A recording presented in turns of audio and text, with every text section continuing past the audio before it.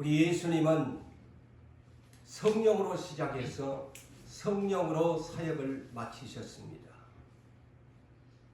하나님이셨지만 이 땅에 육체를 입고 오셔서 성령으로 잉태하셨고, 지금 계속적으로 제가 누가복음 3장에서부터 계속적으로 예수님의 생애에 대한 복음 전파 사역을 지금 연결하면서 여러분들에게 증언하고 있습니다. 예수 그리스도는 30세가 될 때에 사역을 시작에 앞서서 이미 여러분들에게 말씀을 전한 바 세례 요한에게 물 세례를 받으셨죠.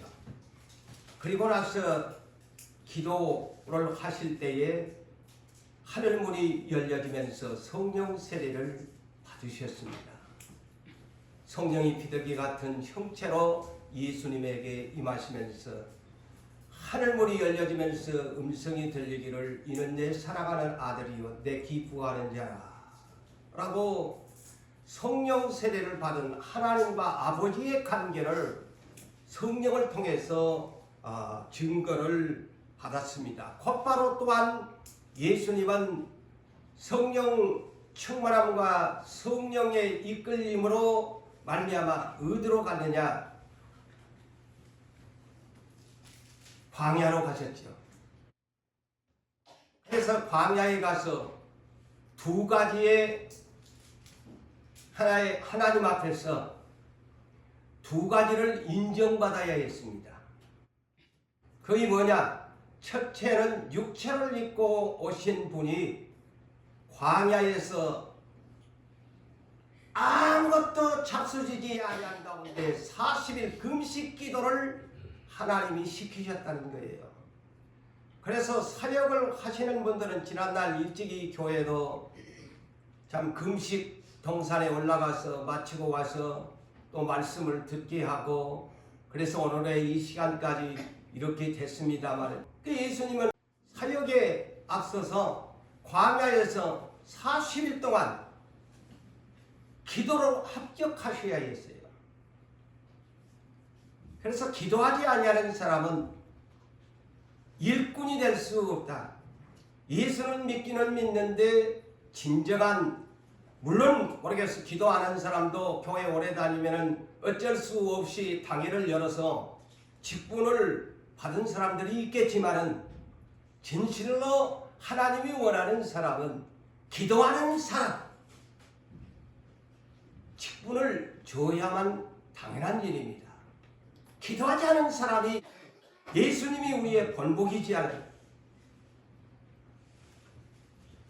그래서 40일이나 아무나 할 수 없는, 그래서 이 대한민국에도 참 목회자 길로 가는 사람들 병을 고치기 위해서 40일을 기도를 도전한 분들, 또 이에 성공하시는 분들, 또 그렇게 간증을 하는 분들도 여러분 신앙의 간증에서 들어봤을 것입니다. 예수님이 가장 먼저 이렇게 40일 기도에 승리를 하셨습니다.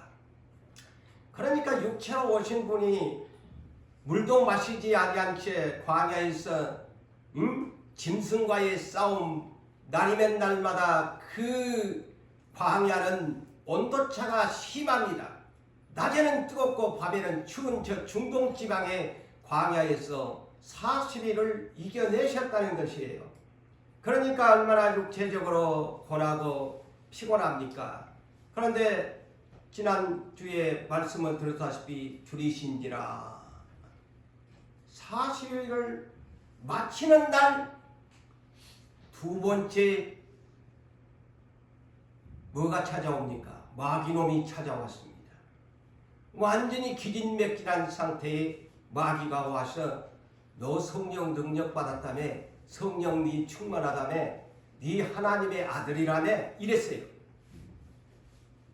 그러면서 네 지금 배가 고플 것이다. 너 하나님의 아들이고 능력을 받은 사람인데 아이 돌더러 떡을 명해가지고 네 지금 배고픈데 얼마든지 할 수 있지 않느냐 라는 마귀의 유혹적인 성령의 권능에 시험을 한 겁니다. 그럴 때 여러분 잘 아시다시피 그 첫 번째 시험은 단호히 성령의 검을 가지고 있었습니다. 그래서 여러분이 성령의 검, 오늘날로 같으면 이번에도 일꾼 분들에게 그런 말씀을 하셨죠. 너희가 아무것도 없다고 오지 마라. 누구에게는 총알을 주었다. 네가 그리스도의 일꾼이면 총알이 뭐냐? 말씀이 아니냐? 그 성령의 검. 옛날로 말하면 성령의 검, 오늘날로 말하고 같으면 현대식으로 말하면 총과 총알을 너한테 주었는데 그 총알이 뭐냐? 말씀 아니냐? 말씀 가지고 나라.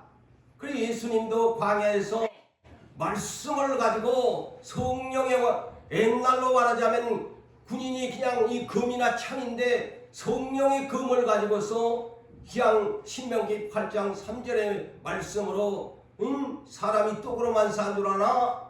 나는 하나님의 말씀으로 산다. 물러가라.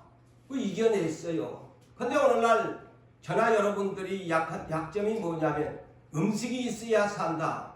이런 신념이 있어가지고 그 사고방식을 못 바꾸는 거예요. 예수님은 벌써 광야에서 40일 동안 야, 나 먹지 않아도 나 지금 살아있다.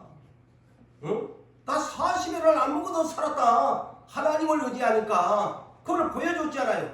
그러니까 당연히 사탄에게 야, 나 하나님의 말씀으로 40일 동안 살았다. 물러가라. 이겨낸 거예요. 두 번째, 이러면 안 되겠네. 세상에 인간이 추구하는 것이 뭐냐면 어느 사람이나 이런 소망은 다 가집니다. 두 번째 사람의 욕망이 뭡니까? 권세를 가지고 싶다. 그리고 이 양 사람으로 태어났으면 좀 멋지게 영광 있는 사람이 되고 싶어 합니다. 그러니까 사탄이 천하 만국을 보여주면서 네가 나한테 엎드리기만 하면은 절만하면 권세와 영광을 너한테 다 줄게.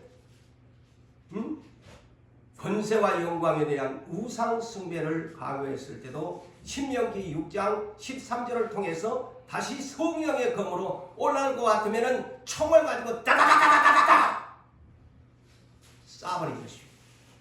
물러가라! 나는 하나님만 경배하기. 너한테 경배할 수 없다. 무릎 꿇을 수 없다. 그러니까 마귀가 또 졌어요. 이놈 봐라. 세 번째 이번에는 나한테 지겠지. 예루살렘 성전 꼭대기로 데리고 가서 지금 복수합니다. 지난주에. 그래서 네 성령 능력 받았다며. 이 말씀까지 동원해가지고 시편 91편 11절에서 12절을 마귀놈이 성경을 가지고 인용을 합니다.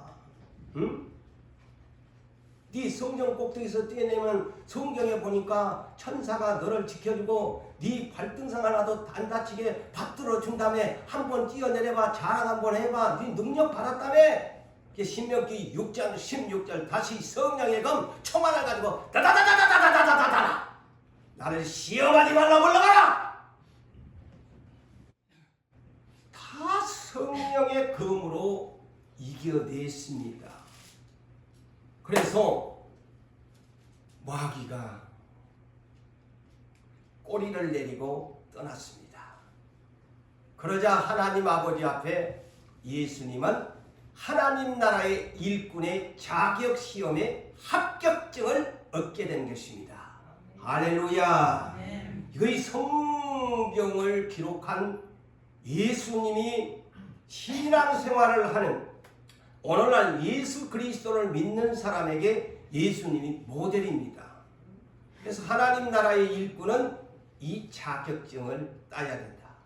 기도로 할 줄 알아야 되고 마귀의 시험을 말씀에 의하여 이겨내는 그러한 사람이 그래서 이긴 자가 되는 거예요. 마귀에게 이긴 자, 시험을 이긴 자. 천국에는 누가 간다고? 계시록 21장 7절에 성경 마지막에 이기는 자만 하나님의 나라 유업을 아버지의 나라의 것을 상속을 받는다. 성경에는 답안지를 다 써놨잖아요.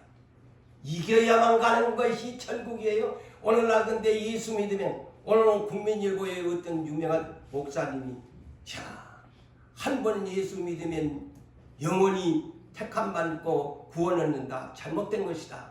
이거 국민일보에도 해가지고 그런 세미나를 열더만 예수만 믿으면 그냥 무조건 천국 간다. 잘못된 것이다. 치면 못 가는 거예요. 지옥 갑니다. 그래서 오늘날 이런 교리 때문에 안일하게 예수를 믿는 사람, 한 번 선택했는데 문 하나님 아버지가 날 자식을 버리느냐, 참 기가 막히게 그렇게 논리적인 것에 사람이 빠지는 것입니다. 절대 그렇지 않습니다. 천국은 이기는 자만 갑니다. 절대 치면 못 갑니다. 지옥에 갑니다. 마귀가 끌고 갑니다. 네 죽고 나 죽자. 나만 죽을 수 없다.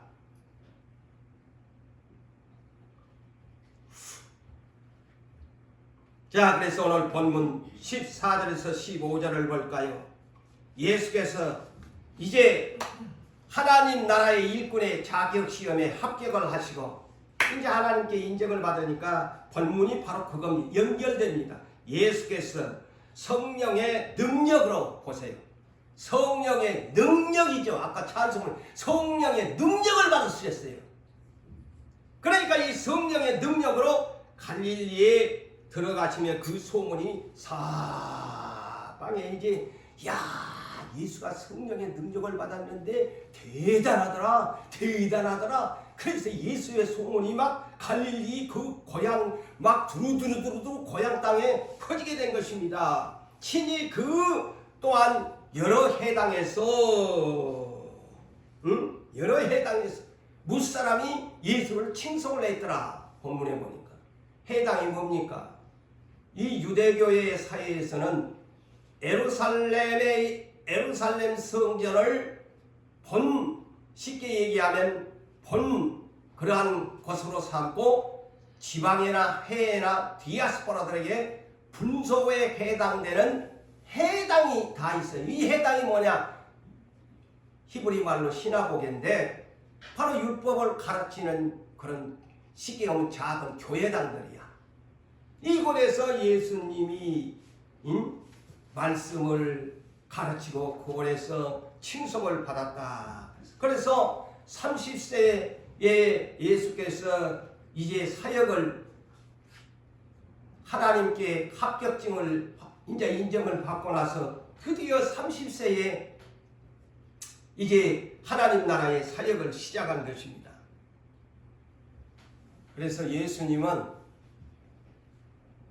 점진적으로 일을 했어요. 그래서 갈릴리에서 그냥 예루살렘으로 번뜩 그냥 나는 예루살렘에 가서 해야 되지 안 했습니다. 점진적으로 갑니다. 이거 물파장이거든요. 도란낮 우리 교회가 물파장 전도대가 그 사도행전 1장 8절에 대한 말씀을 성령께서 어떤 이름을 명칭을 지어줬습니다만 돌을 하나 툭 던지면 사면으로 퍼져가잖아요. 자, 예수님은 어디서부터? 고향 땅에서부터 갈릴리서부터 복음을 시작합니다. 성경을 보면. 그래서 갈릴리에서 그 다음에 온 유대로, 그 다음에 사마리아 땅으로, 그 다음에 어디로? 에루살렘으로 갑니다. 그래서 에루살렘에서 복음의 마지막 십자가의 죽음과 부활을 그 에루살렘에서 어디로? 세상 땅끝까지. 그러니까 이제 예수님이 사도행전 1장 8절에 여기지 않아요. 자, 역주행을 시킵니다. 자, 예수님은 갈릴리의 고향 땅에서부터 온 유대로 사마리아의 에루살렘까지 왔잖아요. 그러면 나는 이제 간다. 하나님 나라로. 그러면 너희가 이 에루살렘에서부터 너희들이 할 일이다. 그 성경이 그렇게 풀어야 이 재미지는 거예요. 그래서 이제 예수님이 내 사역 끝났대. 제자들아, 너희가 다음에 닐레이로 해야 되는데, 그래서 사도행전 1장 8절에 에루살렘으로부터 온 유대와 사마리아 땅 역주행으로 복음을 전해라. 이거 이 예수님의 전도의 법칙이고 명령입니다. 예수님이 그렇게 해와가지고 자 나는 예루살렘까지 왔대. 나는 이제 이거 내 임무는 끝났대. 제자들아 너희들이 해라. 이제부터 예루살렘에서부터 이 복음의 기쁜 소식을 듣고 온 세상으로 가거라. 자 성경이 이렇게 하니까 아 그렇구나 라고 여러분이 역주행을 시키잖아요.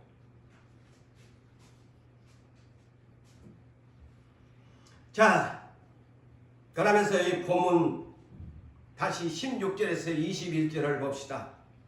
예수께서 자 복음을 어떻게 시작합니까?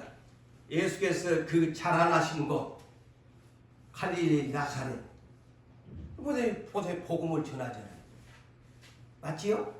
자기의 고향 땅부터 제일 가까운데 우리도 복음 전하니까 이 거제도부터 연산동으로 열어야 되는 거야. 저 멀찍이 가는 거야 아니야. 응? 그 여기에서 예수께서 그 자라나신 곳 나사렛에 이르러 안식일에 늘 하시던 대로 이 갈릴리 나사렛에 해당이 유대교 해당이 있었어요. 그런데 예수님은 항상 이 일을 하신 것 같아. 무슨 일? 가르치는 일을 하셨어. 그 해당에서. 응? 해당에 들어가서 성경을 읽으려고 서심해. 성경을 읽으려고. 그러니까 공식적으로는 30세에 하나님 일꾼으로서 사역을 했지만 비공식적으로는 이 30세 안에 랍비가 되셔가지고 갈릴리 나사렛 해당 같은 데 나와서 성경을 가르치는 랍비의 역할을 하는 걸로 이 본문을 보면 이해가 됩니다. 그렇게 여러분이 생각하세요. 공식적인 것은 30세, 비공식적인 것은 그 안에 유대교 고향 땅에 있는 조그마한 오늘날로 쉽게 얘기하면 조그마한 시골 교회 그곳에서 선생님 노릇을 하셨다. 그러면 아 그러셨구나. 선생님 노릇을 하는 거야. 응? 랍비 역할을 하는 거야.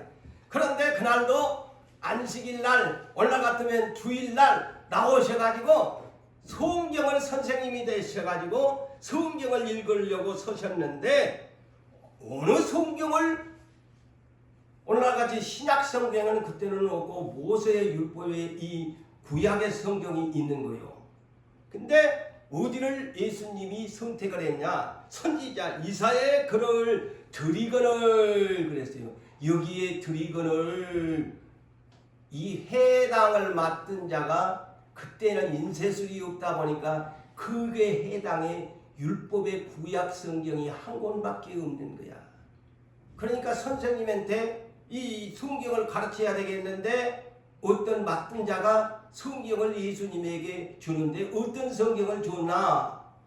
이사야 성경 오늘날 우리가 읽고 있지만은 그때는 이렇게 우리와 같이도 안 했을 거예요. 매끄럽지 못한 무슨 이제 그런 어떤 성경인데 이사야서를 주는 거예요. 오늘날 우리가 이사야는 66장인데 이사야 66장 중에서도 예수님이 성경을 이사야서를 펼쳤는데 펴서 보니까 이렇게 기록된 데를 찾아서 이거 어디냐? 이사야 61장 1절과 2절의 말씀을 성경을 쫙 펼쳤는데 그 대목을 지금 예수님이 유대교 해당에서 성경을 읽으시고 오늘날과 같이 목사가 설교하는 것처럼 하는 지금 시간이야. 이 내용을 보니까. 근데 본문이 어디냐? 이사야 61장 1절과 2절에 있는 말씀이야. 그러니까 그 내용이 뭐냐? 곧 예수님이 읽으시는데 곧 주의 성령이 내게 임하셨으니 그 내용이야. 주의 성령이 내게 임하셨으니 이는 하면서 5가지에 대한 내용을 설명합니다. 성령이 임하시는 이 예수 그리스도는 5가지에 대한 것을 요약되어 있는 이사야 선지자에 대한 글을 예수님이 읽으시면서 풀이를 해드린 겁니다. 이 말하자면 갈릴리 나사렛 해당에 온 사람들에게. 그리 첫째, 주의 성령이 임한 사람에게 기름 부음을 받은 사람이 하는 일이 뭐냐? 가난한 자에게 복음을 전하게 하시려고 내게 기름을 부으시고, 예수님 당신을 지금 소개하고 있습니다. 이사야가 예언하는 것은. 그래서 이 예수의 이 복음은 가장 첫 번째 기쁜 소식이 뭐냐면 가난한 자에게 복음을 전하는 겁니다. 근데 이 가난한 자는 두 가지로 육적과 영적으로 해석을 해야 문제가 생기지 않습니다. 그냥 문자적으로 온다면 못 사는 사람들한테만 천국의 나라를 심어주려고 하는 아니에요. 첫째는 육적인 가난한 사람들에게 못 사니까 하늘에 소망을 두고는 해서 가난한 자에게 예수 믿으시어 천국 값에, 천국에는 금은 보화도 있고, 그러니까 마음이. 그 다음에 영적으로는 예수님이 팔복 가운데 마태복음 5장 3절에 뭡니까? 심령이 가난한 자 복이 있나니. 이거는 영적입니다. 아무리 내가 부자라도 욕심 없이 내려놓는 이 가난한 자에게. 그래서 여러분 두 가지로 생각하셔야 성경의 오류가 없습니다. 육적과 영적인 가난한 자에게 복음을 전하기 위해서 예수님이 오셨다. 그래서 예수님이 왜 그렇게 가난하게 오셨는가 이유를 말씀합니다. 고린도후서 8장 9절에 보면 우리 주 예수 그리스도가 은혜를 너희가 알거니와 부요하신 이로써, 그렇죠, 천지의 창조주니까 없는 것이 없으신 부자이신 부유하신 분인데, 그분이 왜 그렇게 가난하게 오셨나 이유를 합니다. 왜 누릴 것도 없이 말구유에 오셨나? 너희를 위하여 가난하게 되셨다. 너희를 위하여 가난하게. 그래서 30세가 될 때까지 머리 둘 것도 없이 저 진짜 목수의 아들로, 오늘 본문에도 나와 처이 좀 못 사는 요셉의 아들이 아니야. 그래서 예수의 가난함으로 말미암아 너희를 부요하게 하려 하심이라. 예수가 오신, 가난하게 그렇게 육체로 오신 이유는 가난한 자에게 복음을 전하기 위함이고, 당신 스스로가 모든 것을 우리에게 주시려고, 부요함을 우리에게 주시려고. 그래서 예수님이 팔복이 뭔 줄 아세요? 바로 이 내용입니다. 예수님이 가난함으로 말미암아 너희를 부요하게 하려 함이라. 이 말은 저는 이렇게 해석합니다. 마태복음 5장 팔복을 말씀하신 것이다. 심령이 가난한 사람은 복이 있다.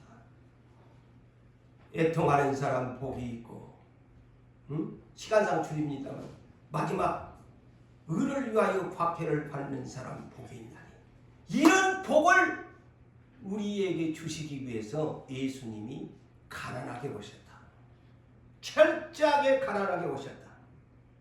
그래서 고린도전서 1장 26절에서 31절까지의 주요한 말씀을 성경적으로 소개한다면, 사도 바울도 그랬잖아요. 형제들아, 이 예수 믿는 사람의 부르심을 보라. 선택한 것을 보라.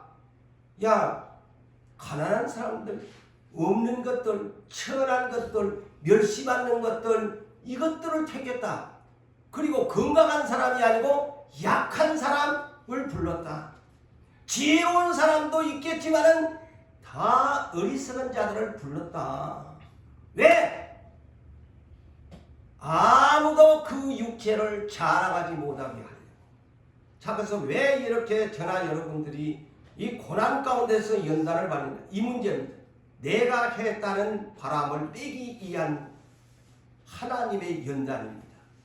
내가 했습니다. 그래서 사도 바울이 고린도전서 15장 10절에 나의 나된 것은 내가 아니요 오직 하나님의 은혜로 된 것입니다. 이런 고백을 하나님이 받으시려고 하는 겁니다. 그리고 베드로전서 4장 11절에도 너희가 주님 앞에 직분을 받았는데 아무리 교회에 11조를 많이 내고 뭔 일을 하고 교회를 위해서 충성했어도 너희들의 말은 어떻게 하랍니까? 하나님이 주시는 힘의 공급으로 내가 합니다. 라고 말해라. 응? 이 사람이 진짜 백이야. 근데 뭐 좀 남 좀 도와주고 뭐 좀 하고 나면 입으로 그냥 다 생색을 내버리잖아요. 그럼 뻥이야. 하나님 나라에 상관없어. 다 자기가 영광 받아보잖아요. 진짜 온유하고 겸손한 일꾼이 바로 그겁니다. 광방 막 예예예예 사람한테 막 인사하는 것이 그거는 예의 바른다는 것이고, 하나님 나라의 온유 겸손은 바로 이 문제입니다. 내가 본 것이 아니고 예수님처럼 아버지께 영광 돌리는 사람이 온유 겸손한 일꾼이에요. 착각하지 마세요. 온유 겸손을 모르는 사람들이 너무 많아요. 내가 영광 받아보면 온유 겸손이 없는 사람이, 자기 교만한 사람이.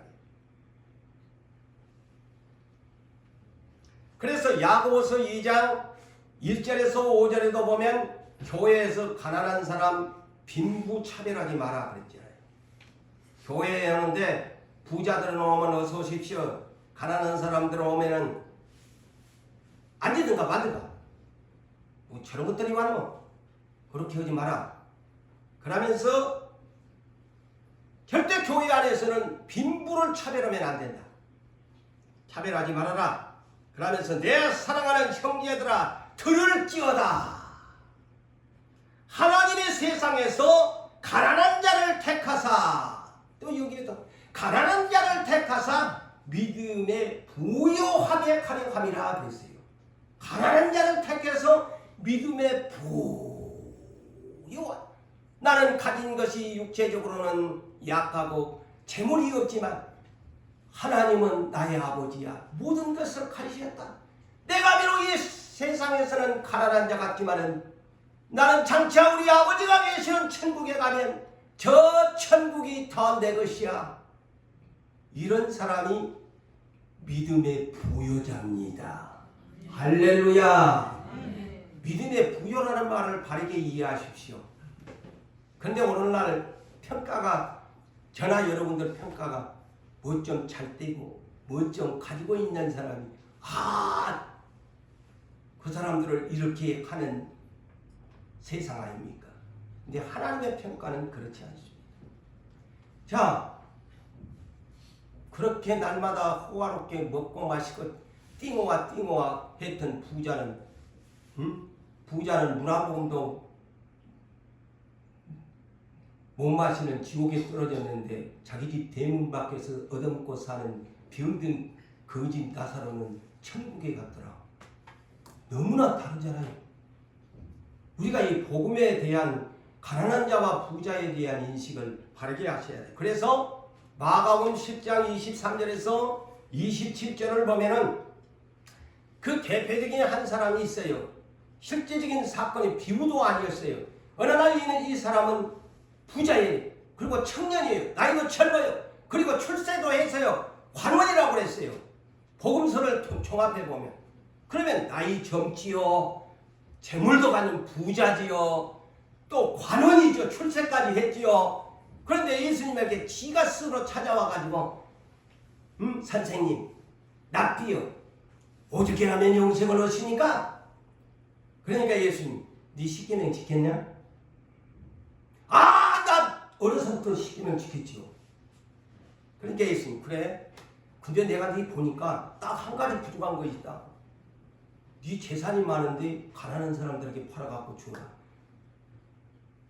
십계명을 지켰다고 자랑을 떠들어 제끼고 어려서부터 예수 믿었다고 아니면 하나님 잘 지켰다고 떠들어댔는데 네 한 가지가 네가 이 9개를 잘했는데 딱 한 가지가 지금 네가 지금 해야 할 일이 있는데 그것이 지금 부족한 거야. 네 그 재물 팔아다가 가난한 사람한테 주라. 어머나 나는 재산이 많은데 내가 어떻게 이것을 아까워서 팔어. 아람 슬픈 기색을 띠고 떠나버렸더라. 그러니까 주님이 제자들에게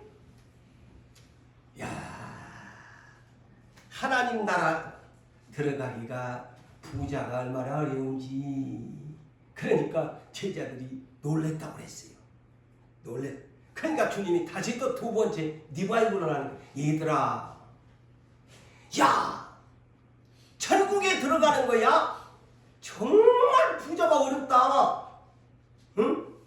얼마나 어려운지, 아이 하나님 나라가 얼마나 어려운지 어디다 비교하느냐. 낙타가 바늘 끼로 들어가는 것이 차라리 부자가 들어간 것보다도 쉽다. 충격적인 말씀을 하잖아요. 아니 여러분, 낙타는 막 울퉁불퉁 하잖아요. 막 쌍봉 낙타는 두 개가 이 봉우리가 있고 또 하나 봉우리도 있는데 이거 내 바늘 끼고 어떻게 낙타가 들어가. 그런데 이거에 비우니까 제자들도 아이고 주님 누가 그러면 구원을 얻겠습니까? 그러니까 하나님만이, 사람은 알 수 없지만 하나님은 다 하실 수 있어. 아브라함이 부자였는데 천국에 갔나? 성경에는 없지만 갔지요. 이삭이 부자입니다. 야곱도 부자입니다. 다 이 사람들이 부자면서도 갔던 것이 하나님이 원하면 언제든지 내려놓았다는 겁니다. 다윗 엄청난 백전백승의 부자 아닙니까? 근데 천국에 갔어요. 하나님만이 하는 거예요. 그게 무슨 소리냐? 하나님의 뜻대로 하는 사람은 간다는 거예요. 부자도. 그 다음에 이제 두 번째로 성령 기름을 부은 사람은 어떤 일을 하느냐. 가난한 자에게 복음을 전하는 일이고, 첫 번째가 성령의 기름 부음을 받은 사람. 두 번째는, 자 오늘 본문 보세요. 이 내용에 보면 나를 보내사 포로된 자에게 자유를. 여기에 포로된 자유가 뭘까요? 어렵지 않습니다. 자, 구약으로 돌아가면 바로왕 밑에서 포로가 돼가지고 나오지 못한 출애굽, 이런 것을 해방시켜주고, 바벨론 포로에서 해방을 시켜주고, 전쟁 포로에서, 그리고 옥에 갇힌 사람 놓아주는 일이고, 이런 등등이 포로된 자유를 하는 사람들, 자유를 주기 위해서 성령 기름 부음 받은 메시아가 왔다. 그 다음에 세 번째, 성령 기름 부음 받은 사람은 어떤 일을 하느냐. 눈먼 자를 다시 고침을 줘서 보게 한다. 이것도 육적과 영적으로 해석을 하셔야 돼요. 자, 예수님을 만나서 실제로 눈먼 자들이 눈을 떴지요. 육적으로. 또 그렇지만 유대교의 대제사장들, 서기관들, 납비들 다 맹인들이라고 그랬어. 눈은 떴는데 보지를 못한다. 근데 그 믿음으로 예수님이 그들의 눈을 열어주는 영적인 눈. 그러니까 눈이 열리는 에바다. 혀도 풀리고 눈도 열리고, 예수님이 그 사역을 했다. 네 번째는 눌린 자를 자유롭게 한다. 그래서 아까 포로된 자와 눌린 자는 약간의 해석의 차이를 저는 이렇게 둡니다. 여기에 눌린 자는 뭐냐? 아까는 포로된 자 자유, 제가 아까 설명했죠. 그 다음에 여기에 눌린 자는 어떤 자유냐? 마귀에게, 귀신에게, 질병도 이곳에 해당됩니다. 오늘날 여러분들이 이 오순절 성령의 질병, 이거 아픔이잖아요. 이거 내 질병도 해당되는 거예요. 눌린 자를 자유케 하기 위해서. 마귀에게. 때로는 이 예수님이 쫓아낼 때도 보면 귀신이 들어가서 막 거품을 내는 사람. 어떤 사람은 또 아픈 것도 귀신이 들어가지고 막 아프게. 예수님이 막 올라가라 나가라. 그 눌려버린 사람들을 고쳐주는 겁니다. 그래서 때로는 여러분들이요, 이 질병이 온 거는 악한, 그래서 대표적으로 내가 이해를 돕기 위해서 고린도후서 12장 7절에 사도 바울을 멀쩡한 사람을 육체의 육체의 가시를 주어서 눈도 약하게 하고 육체를 약하게 하는 무엇을 주었다고 해요? 사탄의 사자를 그 보면에 말뚝을 박아놨어요. 그 사탄이가 그 안에서 못 낳게 만든 거예요. 하나님이 해보는 거. 그 얘기입니다. 그게 물리고 사는. 그러니까 이 바울을 쓰려고 사탄의 사자를 몸에다가 부어놓고 안 쫓아내 주는 거예요. 하나님이. 그것 때문에 기도를 오게 만드는 거야. 그래서 때로는요, 왜 나는 안 고쳐줄까? 근데 여러분이 이해를 잘 하셔야 돼. 때로는 안 고쳐지면 하나님이 나 천국에 데리고 가려고 나를 이렇게 하나님 뜻대로 구하게 찾게 만들려고 나를 이렇게 낮추신구나. 이렇게 생각하면 돼.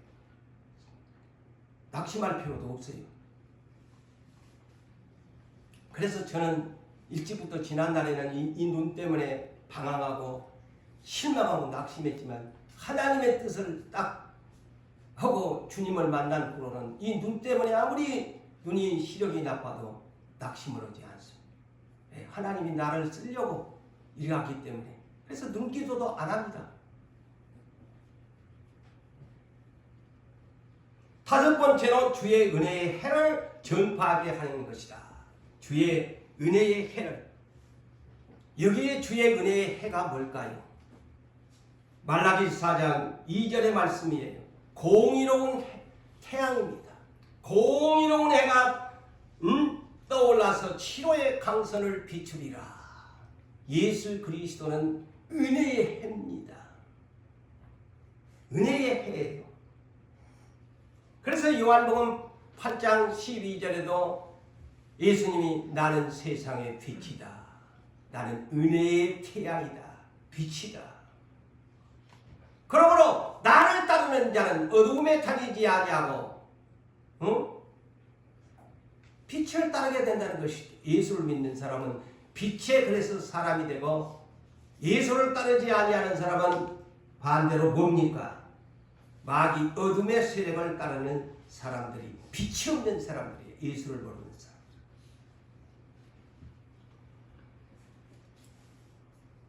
자, 오늘 20절을 봅시다. 그래서 이 이사야 61장 1절과 2절을 자 여기에 나오지 않아요.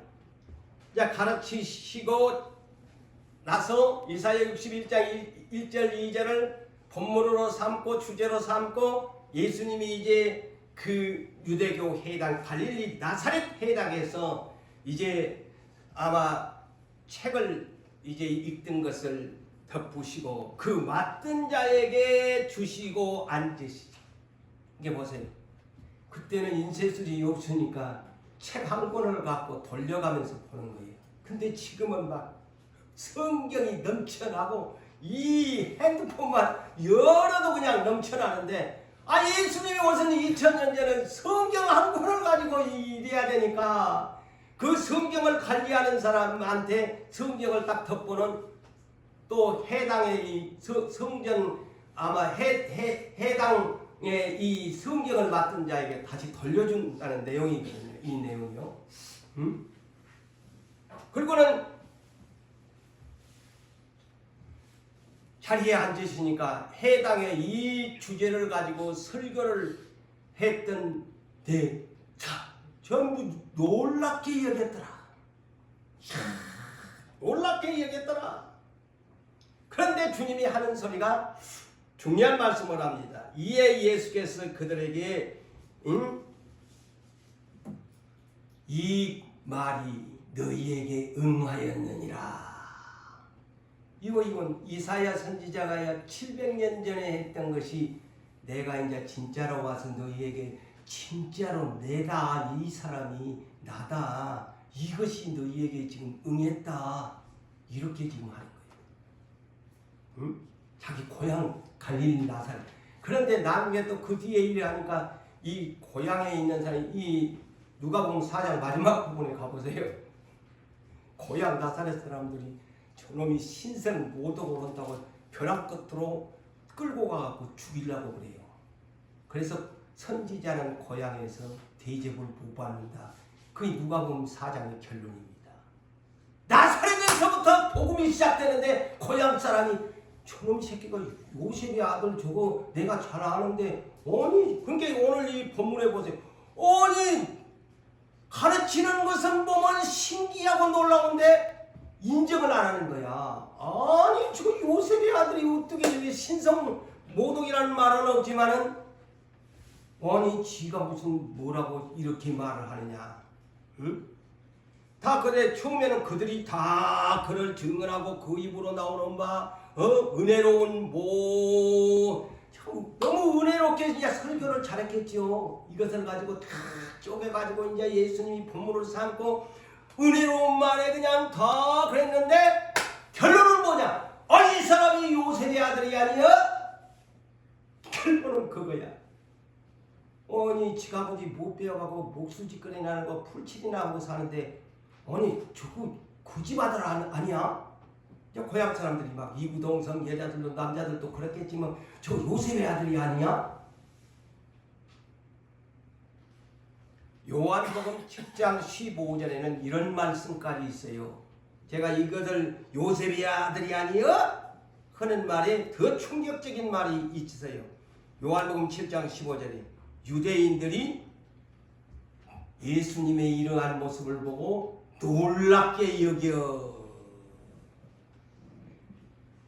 이 사람은 배우지 아니하였거늘 어떻게 그를 알아? 얼마나 충격적인 말을 합니다.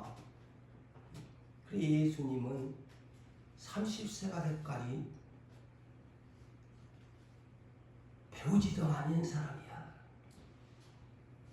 그러니까 이런 문제가 와버린 거예요. 아니 저거 요셉의 아들이 학교도 못 댕긴 오늘날 말하면 학교도 못 댕긴 거지 어떻게 저기 글을 아냐 여기요. 말하자면 오늘날 문맹인이야. 문맹인으로 생각을 한 거야. 글도 모르는 저 갈릴리의 촌놈이 목수의 아들놈이 한 거야. 응?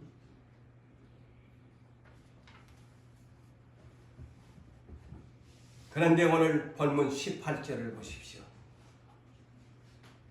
성령의 기름 부음을 받은 자는 주의 성령이 내게 임하셨으니 내게 기름을 부으시고 그러니까 성령의 기름 부음을 받으니까 이렇게 사람이 180도가 되버린 겁니다. 그래서 성령을 충만히 받아야 그러게 우리 크리스찬들에게 하나님 나라의 복음은 세상 것도 배워야 되지만 하나님 나라의 이 성경 66권을 알고 깨달을 수 있는 것은 세상의 학문이 아니다. 성경을 너희 예수가 이렇게 사람들은 배우지도 모르고 글도 모르는 놈이 어떻게 저럴 수 있느냐. 그런데 이것이 바로 그거거든요. 나는 성령의 기름 부음을 받으니까 이렇게 알게 된다. 그걸 보여주는 겁니다. 자 여기에서 오늘 제목도 제가 그리스도 예수 지난날에도 한번 언급을 한 적이 있습니다만은 그리스도 예수 그리스도란 말은 그리스어로 오늘날로 말하면 그리스 옛날 같으면 헬라어 이 기름 부은 자라는 뜻입니다. 히브리어는 메시아나 그리스도나 똑같은 뜻이야. 응? 다시 말씀을 드릴까요? 그리스도라는 말은 그리스어로 기름 부음 받은 자. 히브리 저 이스라엘 말로는 메시아 이런 뜻이에요. 그러면 예수는 뭐냐? 마태복음 1장 21절에 자기 배 한마디로 구원자라는 뜻이에요. 그래서 그리스도 예수 그러면 기름 부은 자 예수 구원자라는 뜻이에요. 그런데 성경을 여러분 신약 성경을 보면 그리스도 예수 이렇게 쓴 데가 있고 또 반대로 예수 그리스도 이렇게 또 쓴 데가 있거든요. 그것을 여러분들이 그렇게 할 때는 기름 부음 받은 자를 앞세우기 위해서 그리스도를 앞에 하고 구원자를 뒤로 한 것이고 구원자를 더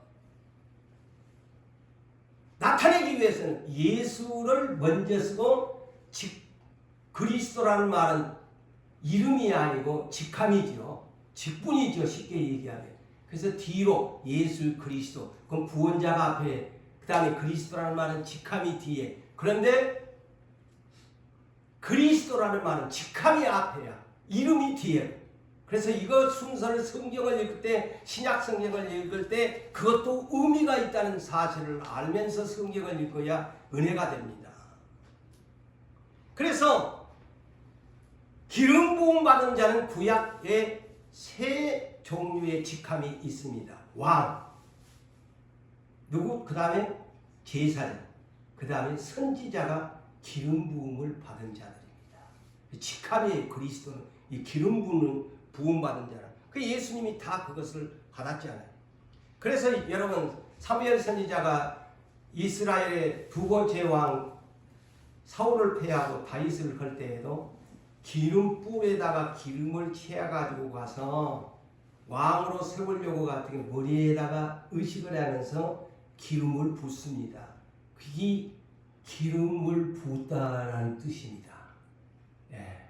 왕이나 제사장이나 선지자에게 구약시대는 그렇게 했어요. 그래서 기름 부음 받은 자라는 뜻이에요. 직함이에요. 이름이 아니고. 오늘날로 말하면 직분이죠. 쉽게 얘기하면 직분이죠. 자, 그런데 오늘날 왜 우리를 그리스도인이라고 하나? 그러면 답을 하여야 돼. 우리를 예수 믿는 사람이라기보다도 더 강조하기 위한다면 그리스도인이라는 말은 한마디로 직함을 받은 예수의 사람들이다. 이 뜻입니다. 알아놓으세요. 어디 가서 그래야 의식한 거야. 그리스도인이 무슨 말이야? 어물어물 하지 말고. 내가 예수 믿는 그리스도인이다면 나는 예수님에게 직함을 받은 사람이다. 그래서 성경적으로 보면 베드로전서 2장 9절에 뭐라고 합니까? 우리의 신분이 왕같은 제사장이다. 그래 기름 부음 받은 사람들이야. 그리스도인. 베드로전서 2장 5절에도 우리는 신령한 제사를 드린 거룩한 제사장이 될지어다. 그리스도인이다 말이에요. 기름 부음 받은 자들이란 말. 그래서 그리스도인. 영어로 크리스찬. 그래서 이 기름 부음다는 말이 얼마나 중요한지요. 요한일서 2장 20절과 27절을 오늘 이 본문을 알려면 이것을 알아야 됩니다. 너희는 거룩하신 자에게 기름 부음을 받고 모든 것을 아느니라. 예수 믿는 사람은 이미 성령의 기름 부음을 받은 사람들이야. 그래서 그리스도인들이 그래서 모든 것을 안다. 너희는 주께 받은 바 기름 부음이 너희 안에 거하나니 아무도 가르칠 필요가 없고 오직 기름 부음이 곧 성령이 모든 것을 너희에게 가르치고 또 참되고 거짓이 없으니 너희는 가르치신 그대로 주 안에 거하라. 성령님이 참된 스승님이 여러분들에게 기름을 부어주어서 성령님이 보내신 그 기름 부음으로 우리가 모든 것을 아는 사람, 참된 스승의 가르침을 받고 있는 사람들, 모든 비밀을 아는 사람들. 내가 이것을 또 나중에 한번 더 설교를 할 때가 있을 거예요. 고린도전서 2장 10절 이하에가 이것에 대한 짝을 이루는 성경이 쫙 기록되어 있어요. 그래서 예수님이 요한복음 14장 26절에 보혜사를 너희에게 보내주겠는데 이 보혜사가 성령 기름 부음을 하는 분이신데 모든 것을 가르쳐 주시고 내가 나 예수와 하는 말을 다 생각나게 해 주시리라. 할렐루야. 그게 뭐냐? 이 구약 성경에 말하면 이사야 11장 2절에 지혜와 총명과 모략과 재능과 지식과 여호와를 경외하는 영을 부어주신다는 말씀과 똑같습니다. 동일한 말인 것입니다. 그래서 성령을 받으면 지혜로운 사람이 되는 거예요. 지식 있는 사람이 되는 거예요. 모든 것을 아는 사람이 되는 거예요. 하나님의 비밀을 아는 거야. 하나님의 깊은 속사정까지 통달하는 사람이 된다는 거예요. 그래서 사도 바울이 고넬료 집에 가서 설교를 하는데 사도행전 10장 38절에 이렇게 예수님을 소개합니다. 하나님이 나사렛 예수에게 성령의 기름을 성령의 능력을 기름 붓듯 하셨으니 예수가 성령의 능력을 기름 붓듯 받으셔가지고 어떻게 했나? 그가 예수가 두루 다니시면서 자 여기 나오네. 마귀에게 눌린 자. 아까 그랬죠? 응? 네 번째 눌린 자를 자유케 한다는 것이 바로 이 내용입니다. 마귀에게, 귀신에게, 질병에게 눌린 자를 고쳐주신다는 겁니다. 에? 성령의 능력으로 기름 부음을 받게 되어지면 성령의 능력이 나타나서 마귀에 눌린 자도 고쳐준다. 병든 자도 고쳐준다. 이 얘기입니다.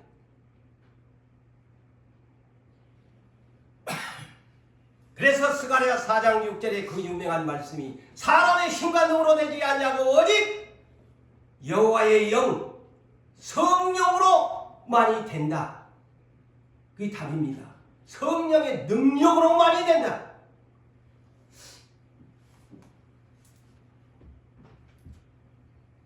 어느 날 예수님이 더러운 귀신이 들린 사람을 끌고 오니까 주님이 더러운 귀신을 쫓아내서 멀쩡하게 만들어 두었어요.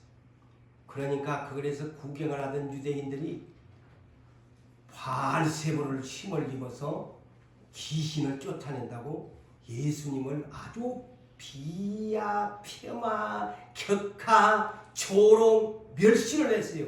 이 바알세불이라는 말이 무슨 말이냐면 블레셋, 에그론 신이에요. 이게 무슨 말이냐면 똥파리의 왕이라는 뜻이야. 파리의 왕, 귀신의 왕, 악마의 왕이라는 뜻이야. 그래 예수님이 귀신을 쫓아내니까 유대인들이 따라다니면서 저거 아니지. 그러니까 오늘날로 쉽게 얘기하면 저거 거짓령이 들어가지고 오늘날로 말하면 이단자다 이거지. 제가 그걸 그렇게 해석을 해봤어요. 저 고진령이 들어가지고 저 똥파리에 힘을 입어가지고 저렇게 쫓아낸다. 오늘날도요. 오늘날 교계들이 많이 있는데 이렇게 과소평가하는 사람들 많아요. 잘못된 사람도 있지만은요. 정당한 사람들을 그냥 자기들의 이 성경하는 주관대로 그냥 막 괜히 멀쩡한 사람은 귀신 들렸다고 하고 이단했다고 하고. 앞으로 우리가 그런 오류는 범하지 말아야 하는데 그러니까 예수님이 뭐라 그래요? 야, 욕은 안 했지만 나가 바알세불의 힘을 입고 귀신을 쫓아낸 줄 아냐? 똥파리의 힘, 너희들이 말한 것처럼 너희가 나를 조롱하는데 이단자라고 하는데 나는 성령의 힘을 입어서 귀신을 쫓아낸다. 그런데 이것을 아멘하고 믿는 사람은 하나님의 나라가 너희에게 임하였느니라. 아멘. 보세요. 하늘과 땅의 이 생각의 차이입니다. 똥파리라고 하는 놈들은 지옥에 갈 것이고 그래서 이 말 때문에 그 유명한 말씀이 혀에 심판을 하겠다.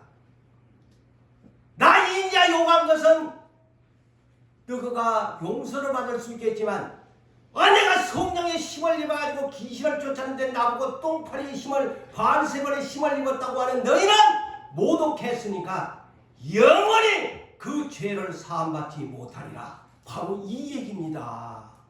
여러분 그래서요 함부로 은사 받은 사람들 막 잘못된 막 2단자니 3단자니 했다가는 큰일 납니다. 이 사건이 바로 예수님을 바알세볼의 힘을 입었다고 거짓 2단자라고 한 바람에 이런 말씀이 나오게 된 배경입니다. 결론을 짓습니다. 사랑하는 성도 여러분, 그리스도 예수의 사람들, 곧 예수님은 왜 그리스도라고 제가 예수를 뒤에다가 하고 그리스도 예수라고 했나? 예수님은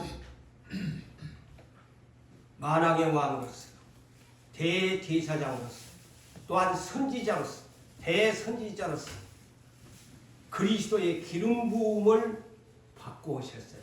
성령의 기름을 부음받고 오셨어요. 그래서 그리스도 예수입니다. 그래서 이 직함을 성령의 기름 부음을 받고 성령으로 시작해서 성령으로 십자가의 완성을 하시고 그 직함과 구원자의 사역을 마치고 부활 승천하셨다. 이것입니다. 사랑하는 성도 여러분들이여, 여러분들도 다 그리스도인들, 성령의 기름 부음을 받은 자들, 직함을 받은 자들, 예수의 구원을 원하는 그리스도 예수의 사람들이라면 성령의 능력을 받아야 됩니다. 성령의 기름 부음을 충만히 받아야 됩니다. 그래야 이 마지막 시대에 사역을 감당할 수 있다는 사실을 아멘으로 답하시기를 주의 이름으로 축복합니다. 아멘.